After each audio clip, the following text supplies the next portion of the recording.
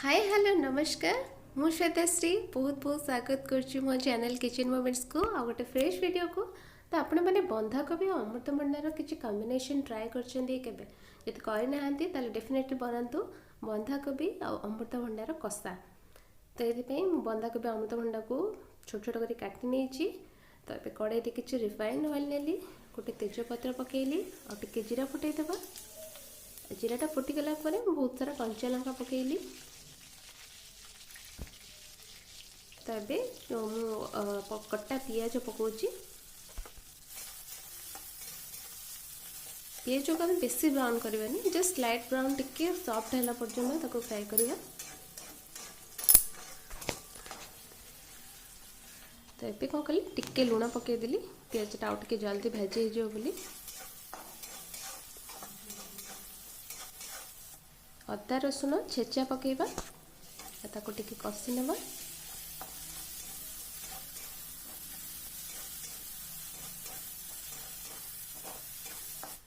एबे मु गोटे चम्मच हल्दी गुंड आउ किछि काश्मीर लाल मिर्च पकाउची टिके कलर आनिया पे।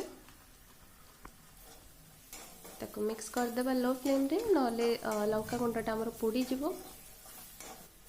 तो गोटे टमाटो को पकई दोची टमाटो सॉफ्ट हैला पर्यंत हमें कषिबा। ता भितर मसला भी पूरा बढ़िया से कषि जीवो।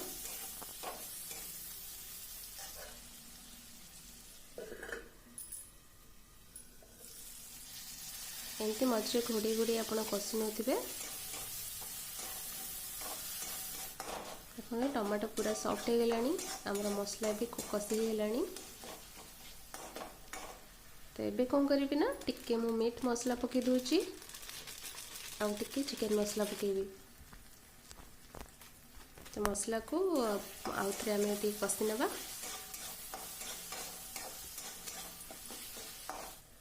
तो ये जो मु अमृतभंडा और बंधाकोबी जो काटी थी ताको ये पकई नौची। ये टाइम रे फ्लेमटा टिके मु हाई रखुची ताको भले से मैंने मिक्स करदे मसला सांगे आ घोड़े देबा। बिल्कुल ए पानी ऐड करें कहीं बंधाकोबी पानी बाहर निश्चित। तो से पानी रे ही बंधाकोबीटा सीझिब। तो एमती घोड़े की मझे मझे आप कषि दौथे।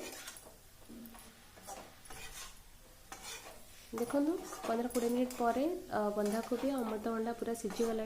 एबे घोड़ेबानी एबे एमती खोलारे आपण आउ टिके कषिबे। सो फ्रेंड्स रेडी हो गला हमर बंधाकोबी और अमृतभंडा कषा। आज वीडियो आपण मानू केमिति लागला मते कमेंट करके जणातु। जदि भले लगुची ताले लाइक शेयर एंड सब्सक्राइब करंतु। रहिली नमस्कार।